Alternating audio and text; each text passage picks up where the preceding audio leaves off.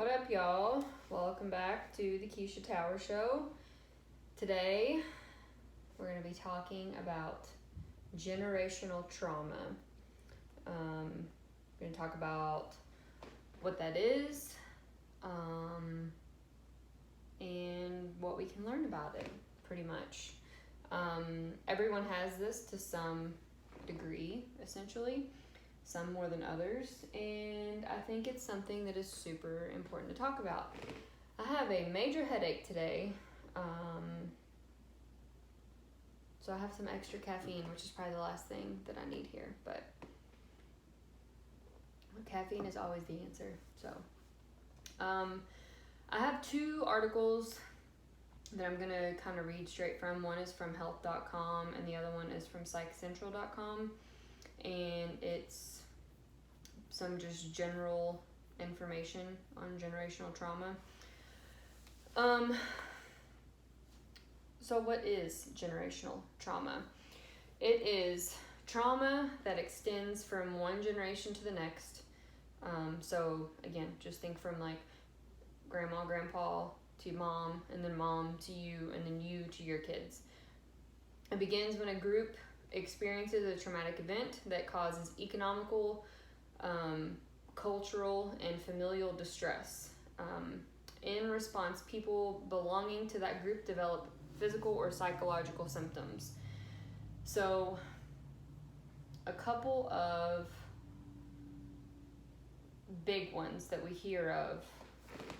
This generational trauma affects marginalized groups a lot. So, think about Black and African American people when it comes to slavery. Like, that has been passed through and through and through generations. Japanese Americans with ties to like World War II.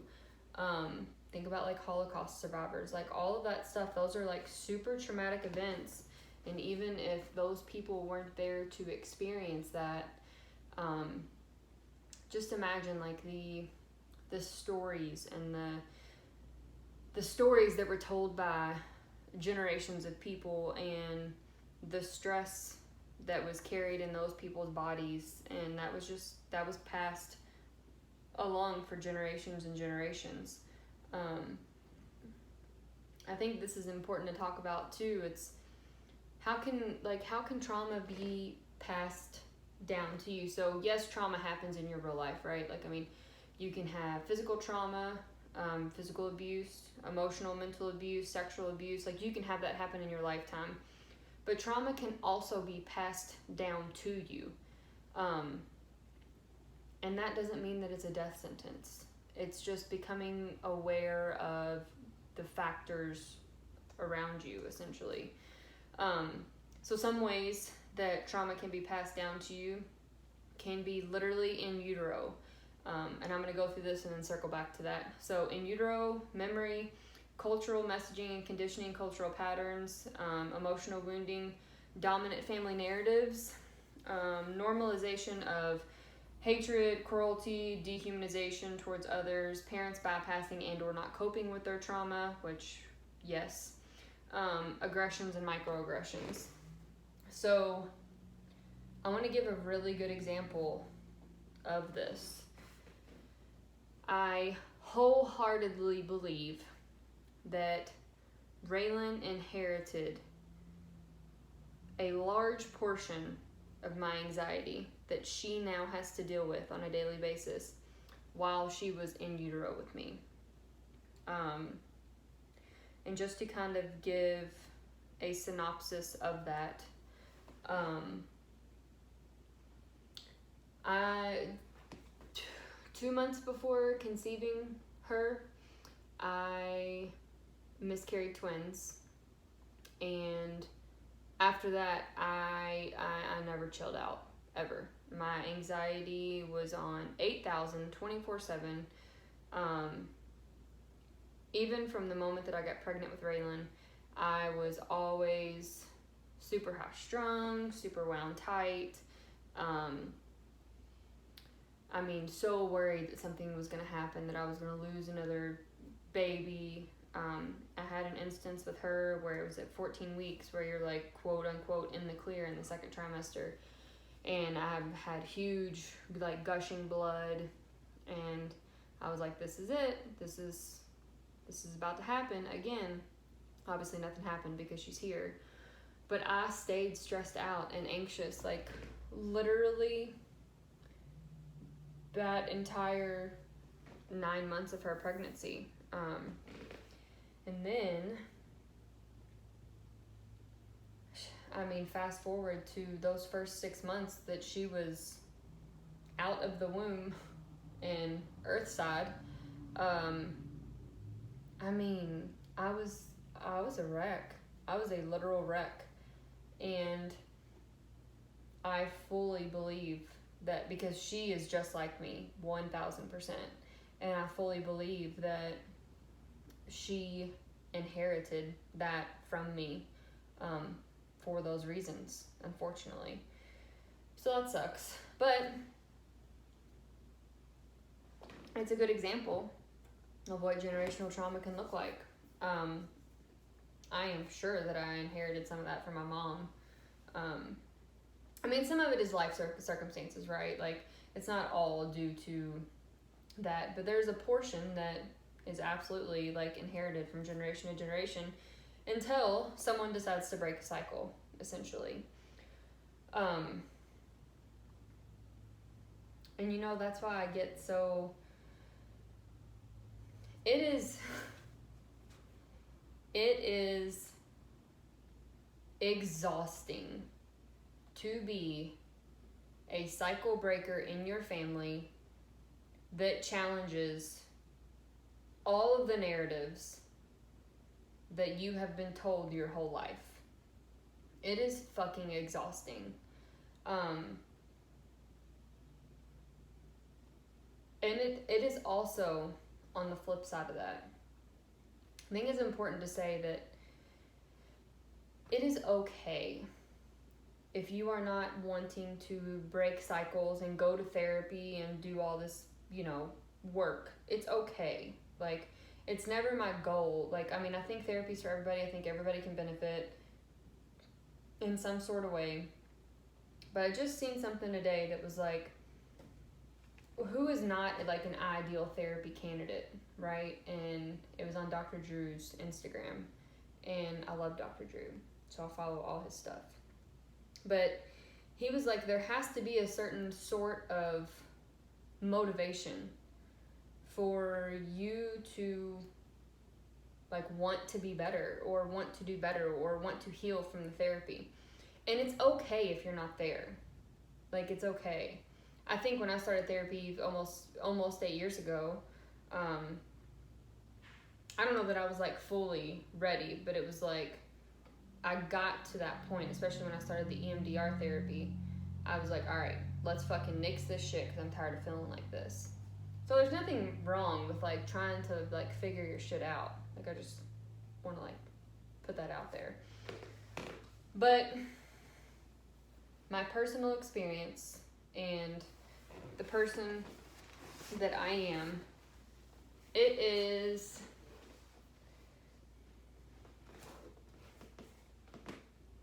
not in me just to stay fucking silent and stay chill and go along with shit that I don't believe.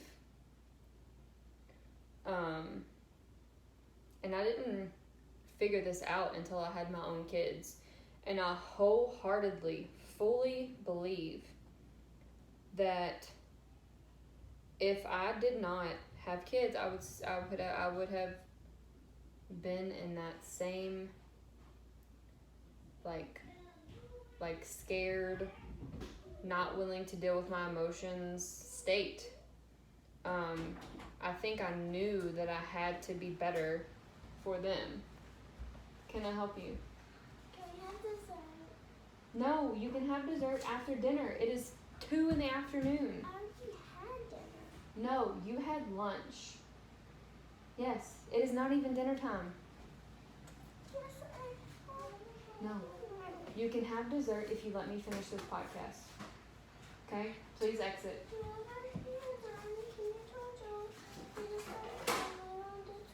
Okay, just keep it next to you, okay? Jolie, leave her stuff alone. Stay out of this bedroom. Shut the door. Easily. Thank you. Never gonna be a day that I'm gonna get to do a podcast without interruption, ever. I don't know, it is, I get both sides of it, right? I get both sides of wanting to do the work and also not wanting to do the work. And I don't think either is right or better than the other. I think it just is. And I think the more people realize that, like, no one's, I mean, I think I'm a better person in general. It doesn't mean I think I'm higher than anyone. I just think I'm a better person for, like, recognizing my shit and going through therapy. That doesn't mean that I'm better than anyone. It just, like I said, it just is. And I think those are the things that privileged white people like myself get to deal with. We get to deal with breaking the generational trauma of dealing with our emotions, of having access to therapy and utilizing it. Talking about and going through gentle parenting, which is one of the hardest motherfucking things I've ever had to do in my whole life. We get to break these terrible narratives of our family and say, okay, the buck stops with us. Like, we are not going to continue to pass this fucking terrible message along anymore. I live in Louisville, Kentucky. Some would consider the South. Some would consider not the South. There are tons of conservative people here. There are tons of racists here. And I don't fucking vibe with you if that's you at all. And that's, I'll never understand. I'll never understand why someone is judged by the color of their skin. Can you turn my room light on? Can you? Just open the curtains. Please. I'm in the middle of this. Please, just open the curtains. Thank you. God.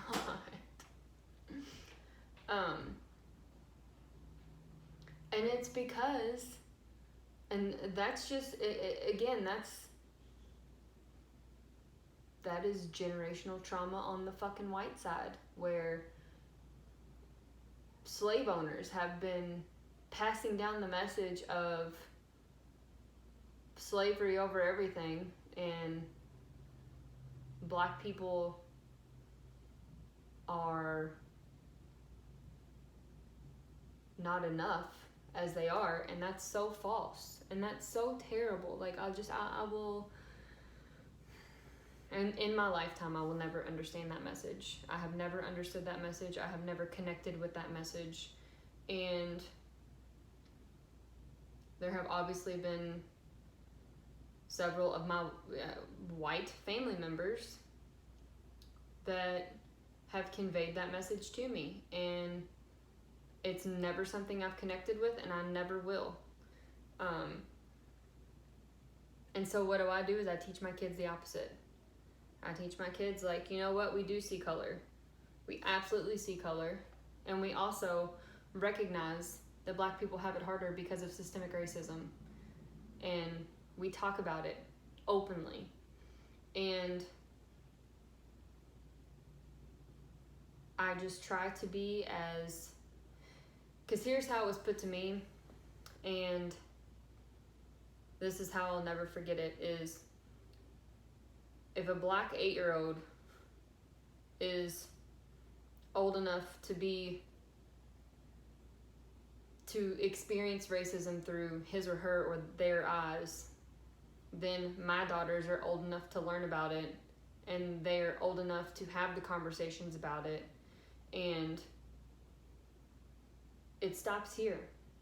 It stops with me.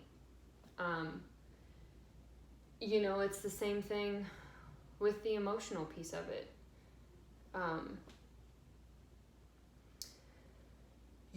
grew up in a very not emotional family. And do I know they loved me? Yes, of course. 1,000%.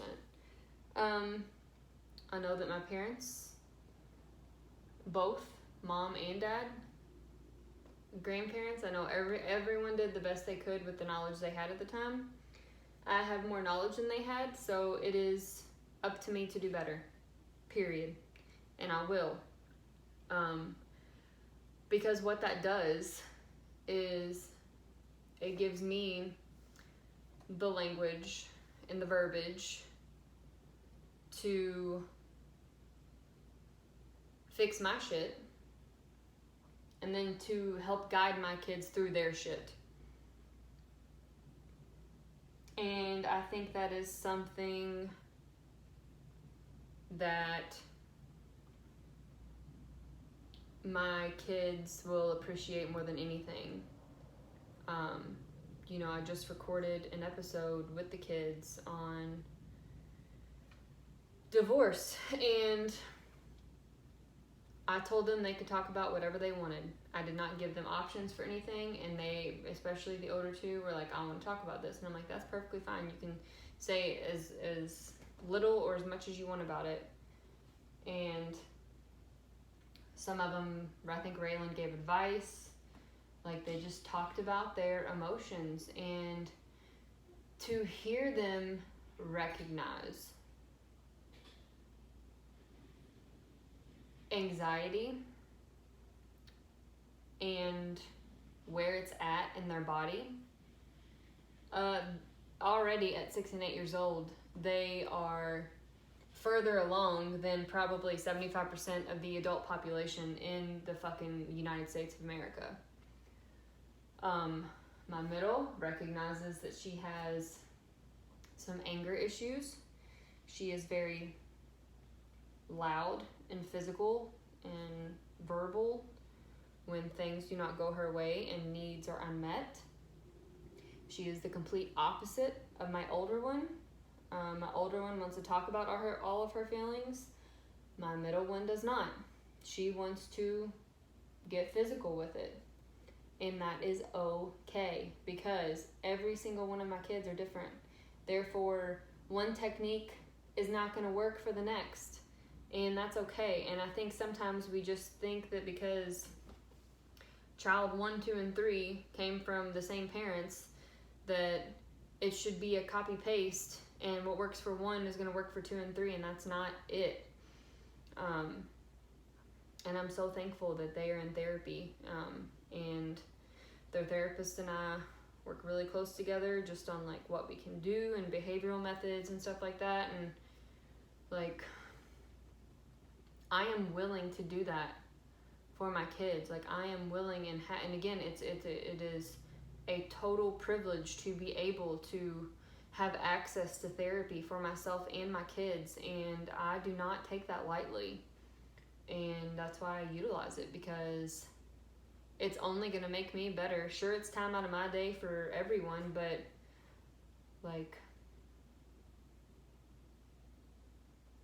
I know that their lives will not be comfortable forever, and they're going to have to make hard decisions eventually in their lifetime.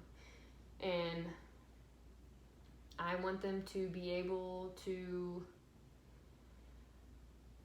do it from a place of compassion and awareness and putting themselves first. knowing that over anything else, over me, over dad, over anybody, like they have to be true to themselves first, before anything else, like nothing else matters. Those are the messages that I'm sending to my kids that were not necessarily sent to me. I touched on it again, I don't know what order, I don't know yet what order all of these are going to come out in, but, even by me breaking the cycle of alcoholism, like, alcoholism is it runs through my veins, like, big time. It's on my mom's side and my dad's side.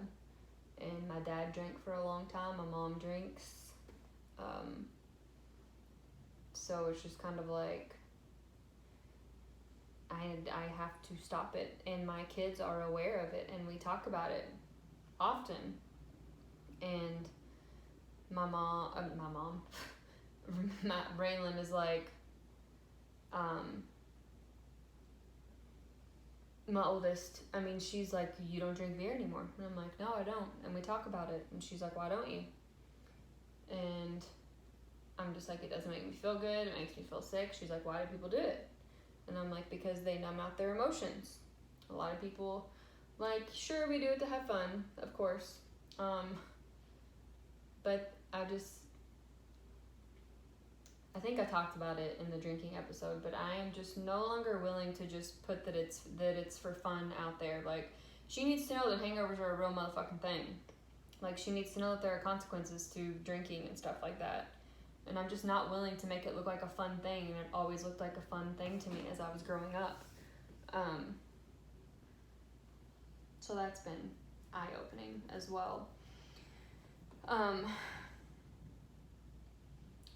Another way for the breaking the generational trauma and stuff like that is like gentle parenting, and for sure the 1000% hardest thing I've ever had to do in my whole life. And I am not 100% at it. I got my computer right here, so let me just pull up the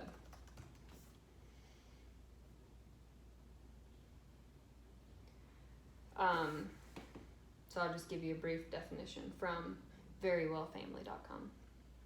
Gentle parenting is an evidence-based approach to raising happy, confident children.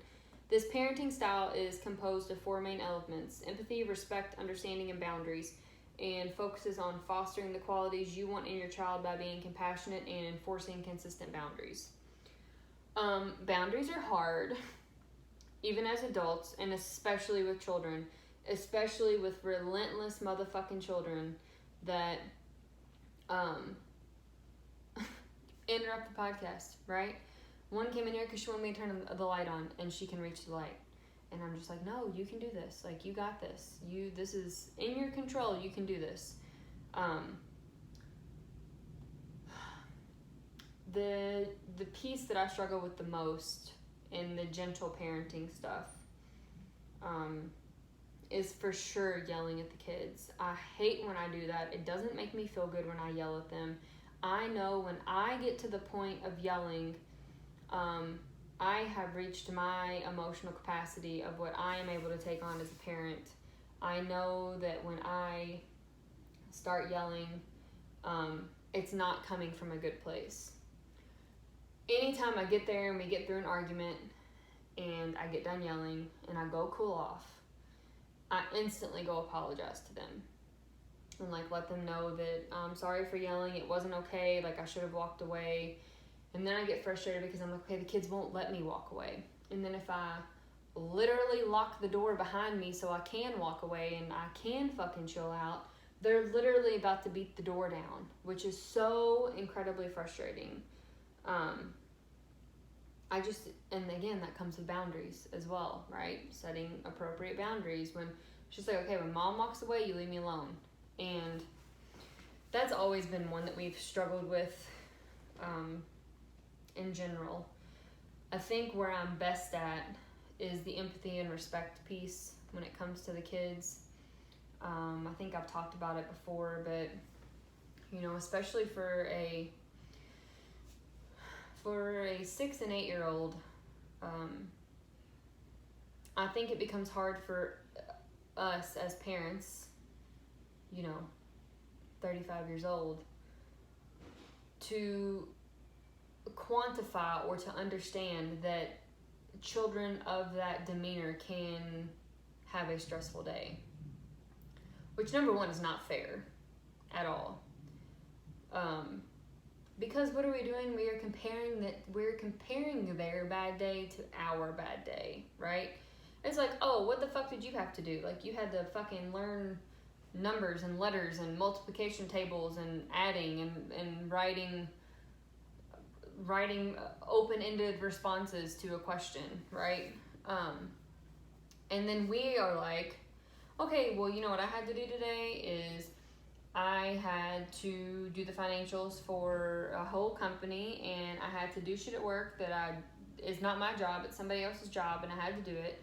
And then I had to find time to work out, and then I had to take you to school, pick you up, and then I had to figure out some stuff at the gym. Like, the list goes on, right? You're comparing like a fucking tree to an apple. Like, you're not even in the same book when it comes to that. So anytime that they tell me I had a bad day or I had a stressful day, I instantly stop what I'm doing within reason, and I sit down and we talk about it. And I'm like, okay, what made today stressful? Susie did this to me, which made me feel like this. So I did not feel good anymore, or I was really struggling with work today. It made me not feel smart, like things like that. And giving them my full attention, putting the phone down, turning the TV off, giving them my full attention and listening to them. That's all they fucking want. Like, if you learn anything from me, all your kids want is for you to listen to them with zero distractions. How many of you are probably listening to this and also scrolling on your phone? How many of you are multitasking and doing something else? Like, your kids need and deserve your attention, period. Does that mean all the time? No, because it's not fucking possible. But, like, ask them how their fucking day was. If they tell you they had a bad day and I will question you, if they are not telling you that they are having bad or stressful days, you have made it uncomfortable for them to come to you for things, which should be fucking blazing red flags. Because as they get older and situations get harder and things get more complicated, they're definitely motherfucking not gonna come to you about shit like that. So you need to let them tell you about stuff now. No matter if you think that it is important or not, it is important to them. And I think you need to realize that and recognize that if you are a parent. Because think about shit you did in middle school and high school. And think about the shit that you did not tell your parents. Like, fucking same. We think it's funny because, like, I'll tell my mom now about, like, sneaking out or stealing alcohol or something like this. And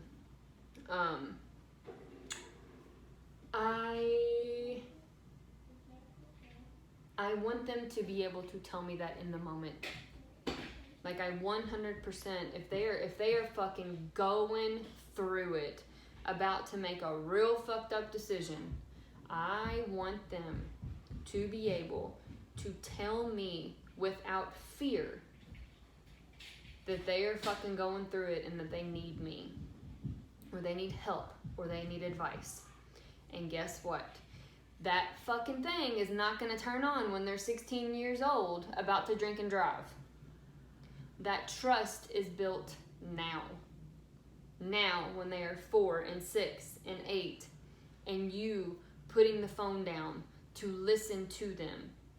Raylan comes to me all the time. And she's like, I have something to tell you, but I'm really scared to tell you. And I first of all thank her. I'm like, thank you, Raylan. Thank you for telling me that you want to tell me something and you're scared. Can I ask you why you're scared? She will usually say something along the lines of, I'm afraid I'm going to get in trouble. And I say, thank you for sharing that with me. So I give her an example. Raylan, anytime you have come to me with these other issues that you want to talk to me about, have I ever been mean or got you in trouble? She said no. And I said, okay, then let's use that. Whatever you're about to tell me now, I am not going to get you in trouble for. I'm not going to be mean to you. Like, let's talk about it. If it's bothering you that bad, let's talk about it. And it's normally something that I would consider nothing that she would ever get in trouble for. It is just the fact that she is uncomfortable within herself to say this. Therefore, she is uncomfortable to say it out loud. Which again, as an adult, that makes perfect sense, right? Because if you're an adult, think of shit that you feel inside you, but then if it's a hard conversation, you fucking don't want to have it, right? So it's not going to come out of your mouth. It's the fucking same for kids. It is the fucking same thing for kids. So again, I challenge you to, if your kids are not telling you about their bad days, then they don't have trust in you, period. Like, there's just no other way to put it. Or they don't feel safe to tell you things. That is a problem. If you find yourself in that situation, you have to be the initiator. You have to be the initiator and say, all right, Raylan, did you have a good day today? Yeah. Anything made you smile? Examples? Was there anything that made you sad today? Did your day go as planned? Did anything bad happen today? The more you ask those questions and the more opportunity that you give for your children to come back to you, you're not only helping them, but you're also helping yourself, right? Because I encourage you to think of you, and I'm not saying everyone, but a lot of people probably didn't have that open-ended type of conversation with their parents. That's okay. It doesn't make anybody bad. Like, it's just, it is what it is. And I think it's okay that it is what it is, but also, like, we know better. Like, we know better, so therefore we have to do better. Period. Like, period. There are no asterisks or exceptions. We have to do better. And you know, it's, when we talk about the generational trauma, what also comes up is your inner child, right? So let me go to trusty Google for another good definition here. I'm about to be interrupted. What? Don't you say to me, and are you done? No, I'm not done, obviously. I'm literally having a conversation about not yelling at kids, and I just yelled at you. Okay, go. Let me finish this so I can help. Okay, please go. Okay. I let you. Okay, go. Do you want me to carry you back there? No, I want her to walk and quietly shut the door. Quietly. No more interrupting, please. Sorry. Okay. God damn. Inner child. Let me read this first before I read it out loud. I don't really like this one sorry, I want to get a good definition here, so. Okay, this one's better. What is an inner child and what does it know? This is from integrativepsych.co. Our inner child is a part of ourselves that's been present ever since we were conceived through utero and all of the developing years after, where we were young and developing into our tender selves, baby, infant, toddler, young child, and middle school year. The point to all this is, this is probably one of the most difficult things that I have struggled with, is getting to know my inner child, talking to my inner child, healing my inner child. And once I'm able to get there, it's one of the most beneficial things that I can do for myself. So, especially through kids, it is easy through kids to kind of see yourself as a kid. I can imagine that it would probably be harder, if you don't. But like in my EMDR therapy, a lot of things that came up were like my divorce, good God. My parents divorced when I was like 4. And people just think like, oh, it's not a big deal, it's a divorce, 4 years old, she fucking obviously doesn't remember. Like, that's how Jolie is right now, right? So, she is very aware. Jolie is 1,000% aware of the circumstances. She may not have the vocabulary to talk about it, but she is 100% like aware.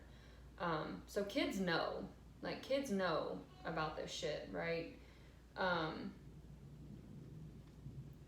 So in my therapy, my parents' divorce was kind of like a block for me a little bit. I think it was something that I had like blocked out for a while. And one kind of like exercise and or visualization that we did was like close your eyes and go back to that 4-year-old child, and as your 35-year-old self, what would you say? Like, what does that 4-year-old child need to hear? And it might take a minute, but once you were able to like sit with it and get there and literally have a fucking full ass conversation with that 4-year-old, holy fuck. I mean, tears were flowing.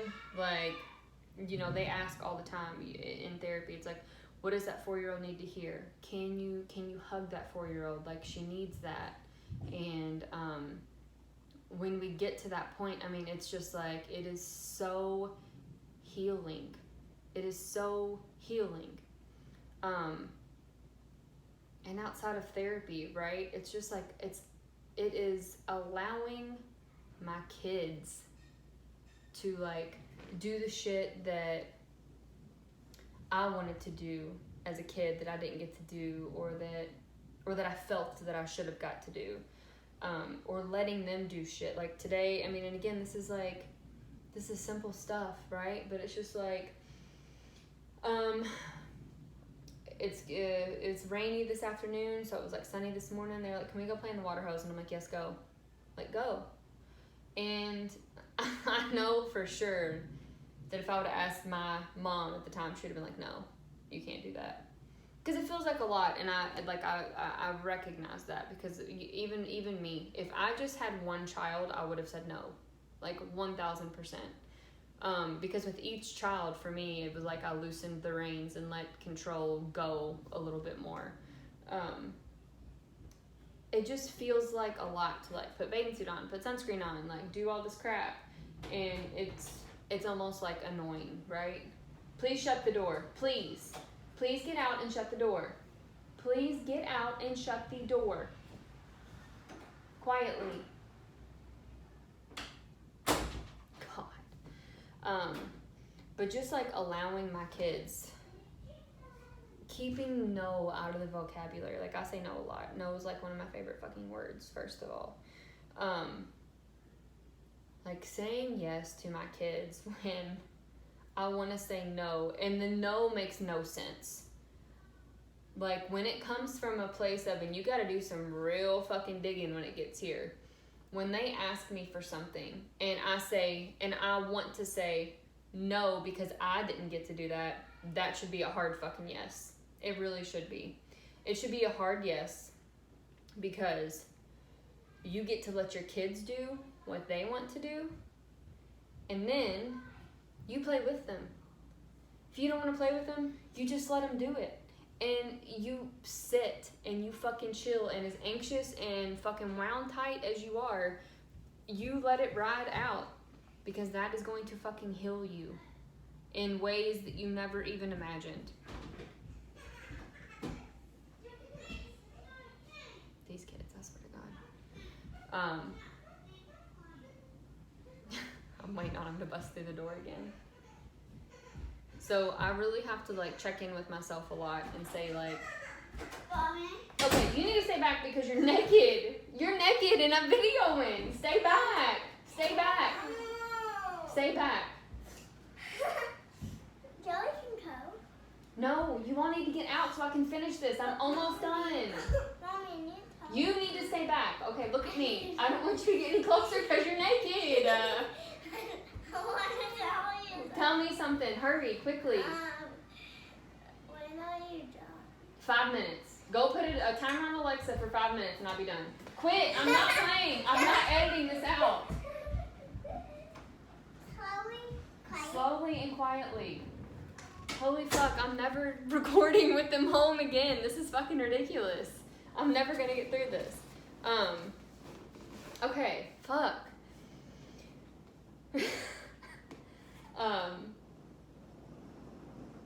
So just again, talking about the freaking, the inner child and the healing yourself.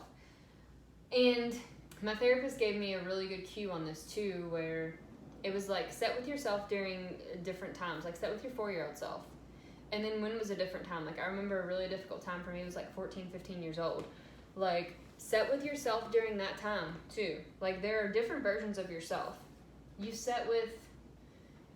I've sat with my 26-year-old self that had Raylan and talked to her. Like, and again, that's gonna sound, it might even sound like woo-woo-y, but it's just like, when you are able to do that, and when you are able to nurture that piece of yourself, you heal yourself, you heal your kids, and you keep passing the good shit along.